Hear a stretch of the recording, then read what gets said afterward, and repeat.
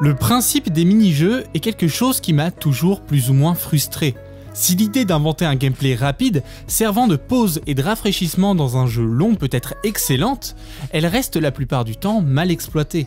À cause d'un aléatoire mal équilibré ou d'obligation de jouer pour débloquer plus de contenu, ces passages sont devenus quelque chose de risible et de frustrant dont les développeurs semblent se moquer aujourd'hui.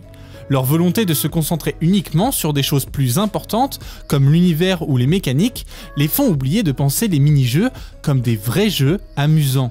Finalement, plutôt que de me permettre de me reposer avec un contenu unique et d'apprécier le jeu d'une autre manière, cela a tendance à me faire sortir de l'expérience et à me bloquer. Ces sensations peuvent apparaître souvent dans Final Fantasy VII. Ce jeu vidéo, qui a su marquer son médium pendant plusieurs générations, est réputé pour ses mini-jeux qui n'ont rien de fun. Il nous entraîne parfois dans des sessions d'ennui et de consternation qu'il est dommage de ressentir lorsqu'autant d'efforts a été mis en œuvre pour rendre ce jeu l'un des meilleurs de sa génération. Néanmoins, je pense qu'il y a bien plus de nuances à prendre dans la critique de ces moments de Final Fantasy VII, car même si je suis d'accord que certains sont inadmissibles, d'autres ont le mérite d'avoir de très bonnes idées, et cela se retrouve souvent oublié. Je trouve ça personnellement intéressant de voir à quel point cette œuvre possède une variété de bons et de mauvais exemples de mini-jeux, qui peuvent servir à nous faire comprendre le fonctionnement de ce principe dans le jeu vidéo en général. Alors suivez-nous dans cette vidéo, où l'on s'interroge sur cette thématique parfois trop mise à l'écart et même jamais traitée de Final Fantasy VII. Qu'est-ce qu'un bon mini-jeu ?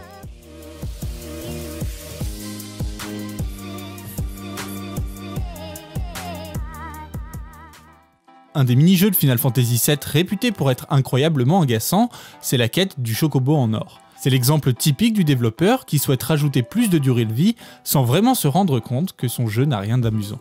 Tout se repose sur l'aléatoire, il faut réussir à tomber sur un ou plusieurs couples de chocobos, mâles et femelles de classe moyenne, de classe supérieure et ultime. De plus, il s'agit d'un monstre que l'on ne trouve qu'à certains endroits précis de la map. Si seulement ce jeu pouvait n'être qu'un petit jeu de chasse, il serait marrant. Mais non, il a fallu rajouter autre chose. Pour que les poulets jaunes s'accouplent, il faut qu'ils aient obtenu le rang S dans des courses, c'est-à-dire obtenir 20 victoires pour chacun des couples. Ces courses sont incroyablement mal faites. Les contrôles sont mauvais, la map clash complètement avec l'ambiance oppressante du jeu, la victoire est basée sur la chance et surtout, c'est long. 4 heures de course de chocobo, c'est trop. On a l'impression que les développeurs ne se sont pas vraiment demandé si c'était réellement jouable. Ils ont juste mis 2 jeux dont la chance et le temps sont maîtres mots, et boum, comment ajouter 5 heures de contenu. Heureusement, c'est un mini-jeu optionnel, mais si l'on veut débloquer les quêtes secondaires à la fin, il est presque obligatoire de passer par là, car l'item obtenu par la suite est extrêmement puissant et utile. D'une certaine manière, ça va, parce qu'on fait pas tout ça pour rien, mais c'est tellement l'exemple typique que l'on retrouve partout. Si cette course de chocobo a certains défauts classiques qui reviennent souvent dans le médium, il existe un autre mini-jeu dont les défauts sont complémentaires. Et disons que celui-là, il défie toutes les interprétations du mot fun. Fonçant à travers brouillard et beau temps, avalant les distances, dévorant les étendues, triomphant de tous les obstacles, voici les fous du volant dans leur éternelle poursuite. Les véhicules se dirigent vers la ligne de départ.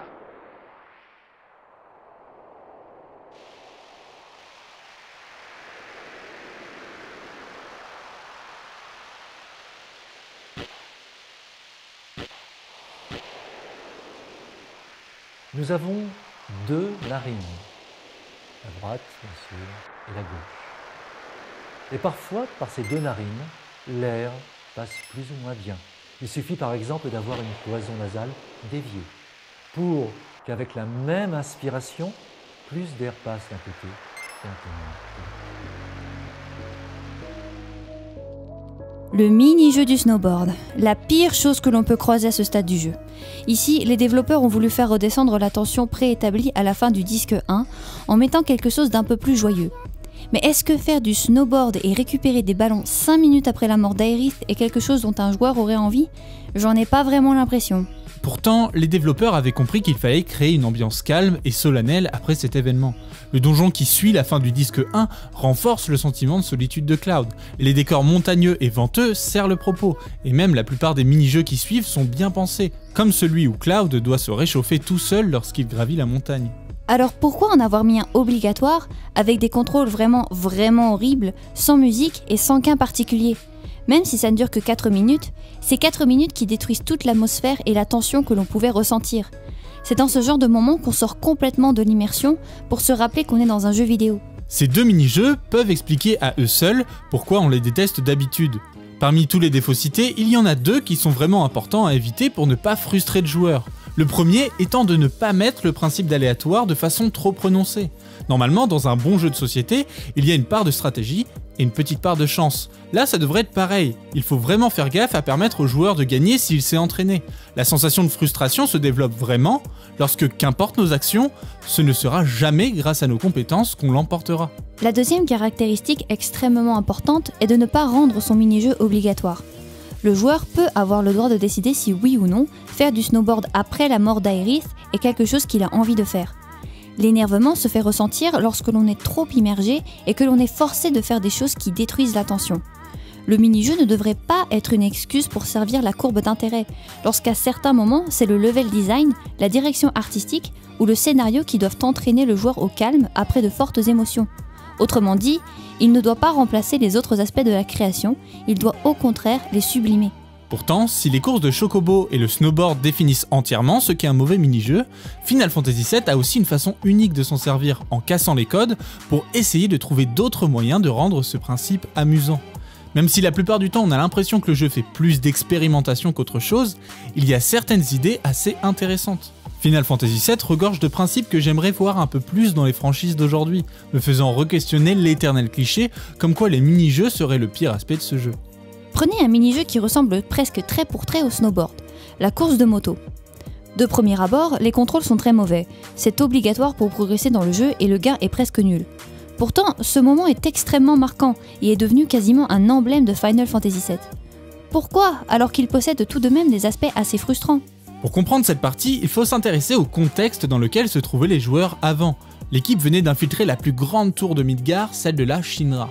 Au début du jeu, c'est vraiment le moment le plus éprouvant. Une fois arrivé vers la fin de la tour et avoir obtenu ce qu'on voulait, l'armée de la Shinra déclenche une course-poursuite et c'est à ce moment que Cloud vole une moto et c'est parti pour le mini-jeu. Avec ces informations, on peut observer une différence majeure entre le snowboard et la moto, l'un servant le propos et pas l'autre.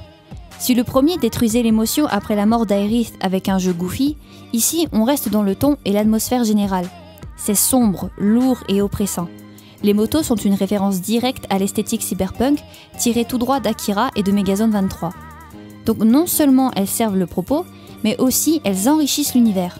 Le fait d'engager une vraie course-poursuite permet de renforcer le sentiment d'urgence de la scène.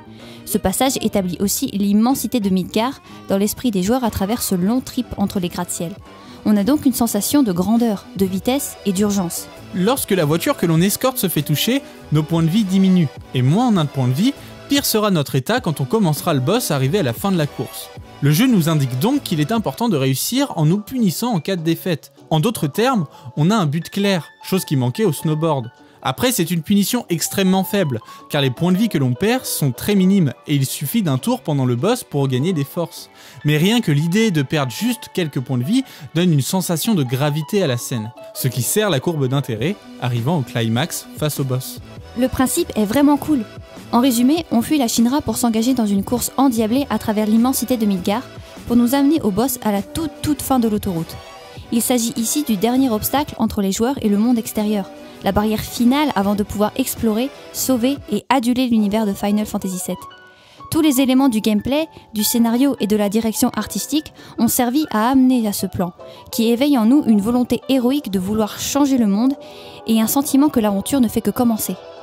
Même si les contrôles sont très mauvais, tout le reste sert le propos du jeu d'une façon impressionnante. C'est fou de voir à quel point ce mini-jeu a pu être marquant, alors que de base, les développeurs avaient enfreint une règle fondamentale en le rendant obligatoire. On peut alors se poser la question, si on enlevait le snowboard du jeu, cela manquerait-il ? Non. Mais est-ce qu'enlever la moto serait un manque ? Oui, car cela supprimerait la sensation de fuite et d'héroïsme tout en rendant Midgar un endroit moins tentaculaire, en enlevant quelque chose qui enrichit l'univers. Ce passage est là pour une bonne raison, autre que de juste faire redescendre la tension. Sa présence est justifiable via tous les éléments artistiques. Même s'il aurait pu être amélioré, cela reste quand même un moment utile dans la construction du récit. Bon, on peut donc bien faire des jeux obligatoires, mais vous avez vu comment FF7 fait tout pour rendre cela utile. C'est pour cela qu'il y a une autre caractéristique à prendre en compte dans un jeu obligatoire, celle de la simplicité. Le joueur ne devrait pas avoir à passer des heures avant de débloquer son contenu. Si c'est obligatoire, il faudra rendre l'épreuve fun, rapide et simple à comprendre. C'est l'inverse des mini-jeux optionnels qui servent à défier le joueur s'il le souhaite. Le jeu de cartes d'FF8 était assez complexe. Ses règles changeaient en fonction de la région dans laquelle se trouvaient les joueurs, et cela marchait vraiment bien pour quelque chose d'optionnel. Si on avait forcé les joueurs à apprendre le jeu de cartes pour progresser dans l'histoire, qu'importe à quel point l'idée aurait été bien réalisée, ça aurait quand même été frustrant. Donc il faut des mini-jeux obligatoires, simples.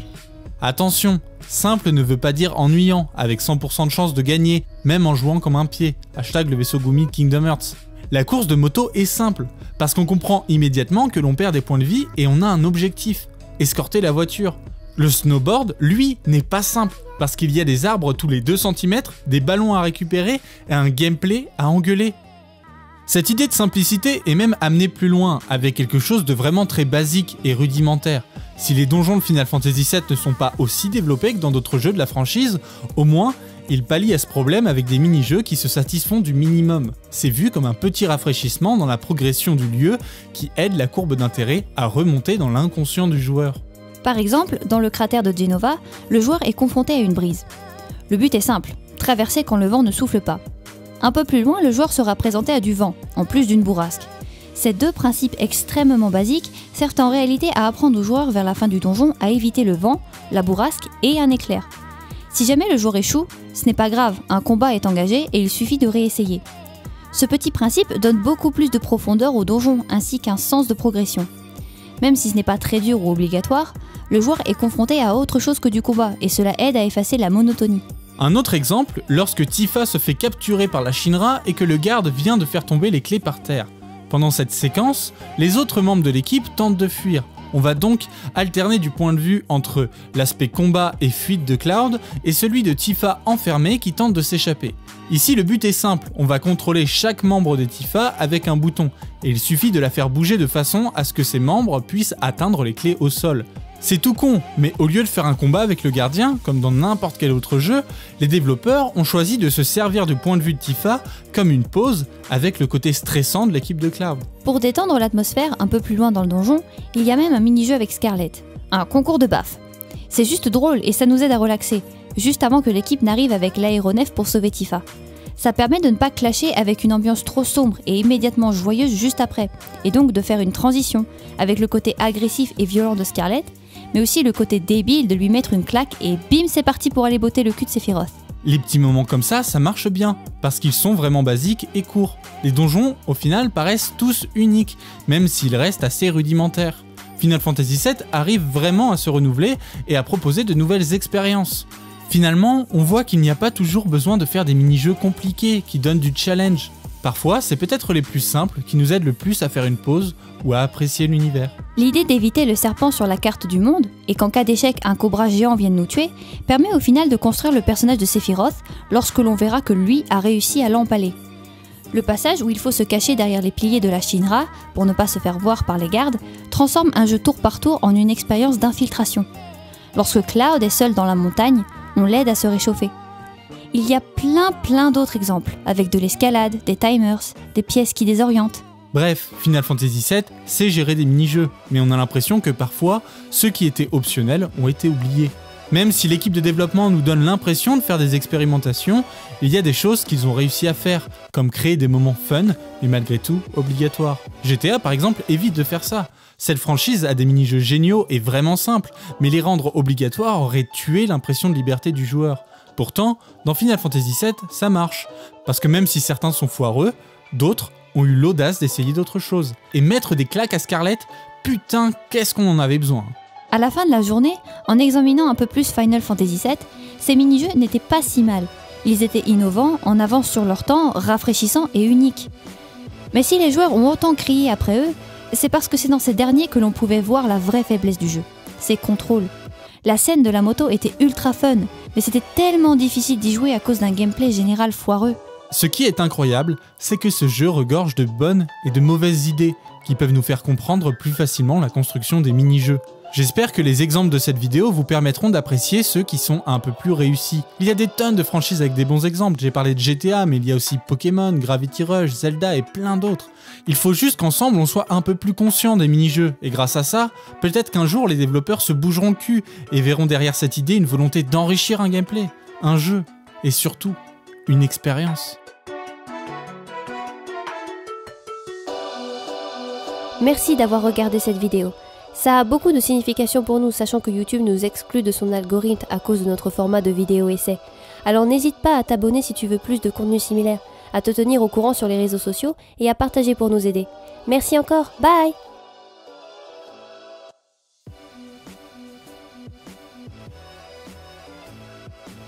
J'étais en train de te complimenter, pourquoi tu es aussi méchant avec moi, bordel de merde.